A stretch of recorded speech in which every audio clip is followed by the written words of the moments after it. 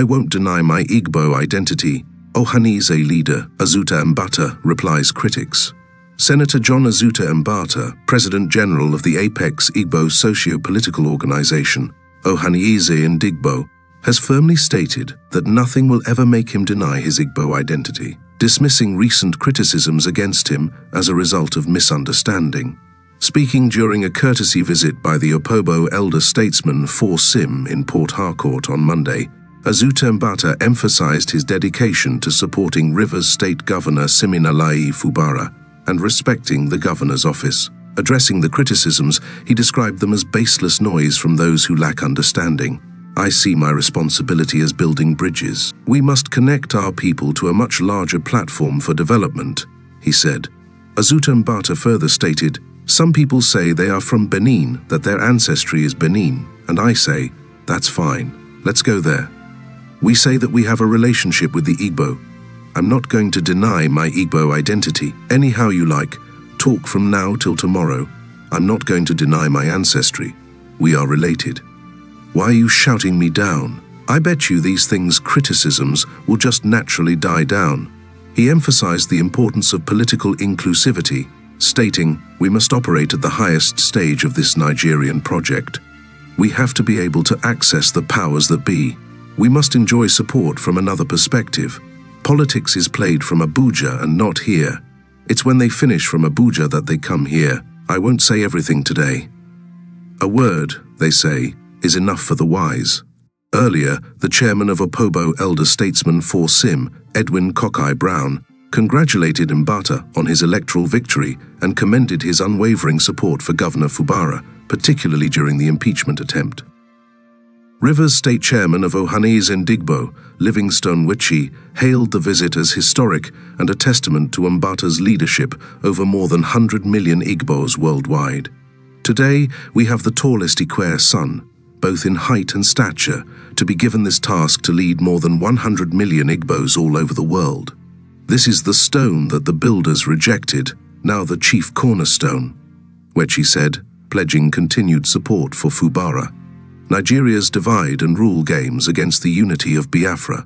The cynical strategy of Nigeria's divide and rule is starkly illuminated in the manipulation of ethnic tensions, where the reported contracting of Ijaw boys to kill Igbo people serves not just as an act of violence, but as a deliberate ploy to perpetuate discord amongst Easterners, ensuring the indigenous groups remain fragmented and less likely to unite under the banner of Biafra. A couple of days ago, a well-known sympathizer of the world's third and fourth most deadliest terror groups, Sheikh Abubakar Gumi, unscrupulously advised the Nigerian government to arm Igbo youths against the IPOB movement. This, to a reasonable extent, is a project that has been covertly in motion, taking cognizance of the carnage that has been going on in the southeast in the past 4 years. Sheikh Gumi only said the quiet part loud, and his utterance are either inspired by hubris or a confirmation that the state-sponsored systematic extermination program against Ndigbo is about to be escalated to new heights.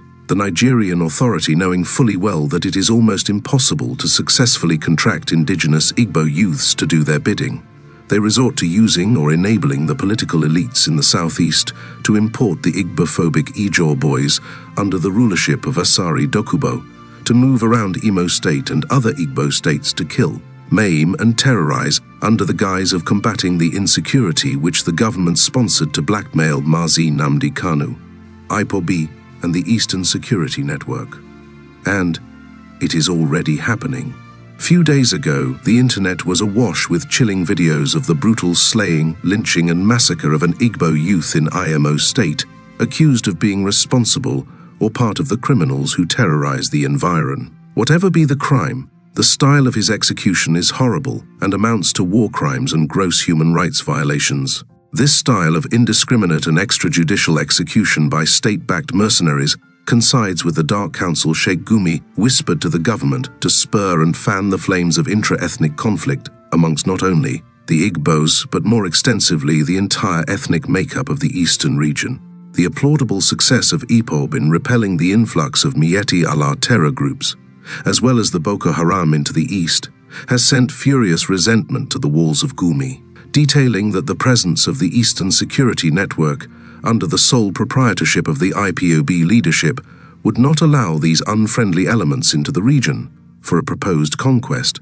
During the Biafra genocide of 1967 to 1970, the federal military government of Nigeria used the same tactics against the Ijaws, Ogonis, and other ethnic provinces in the coastal region of Biafra Republic, disguising as Biafrans from the hinterland and unleashing terror on the naive communities who had become victims of state psychological operation. And this was to cultivate that strain of hatred between the very diverse tribes that made up the cultural lineup of Biafra. In this new theater of war and strategic confrontation where division is the weapon and unity the prize, Biafrans must tread with both caution and cunning. For the soul of Biafra is besieged by the age-old strategy of divide and conquer. Justice must be served in respect to the unfortunate fallen innocents in Orsu and environs, but with the strategic wisdom of the IPOB Directorate of States. These are brothers killing brothers, and proper revenge should be taken, with a strategic ousting of these misguided elements. The evils of Asari Dokubo and the Nigerian government must be met with dire consequences. However, the soul of fraternity between the Biafra people across the board must be preserved.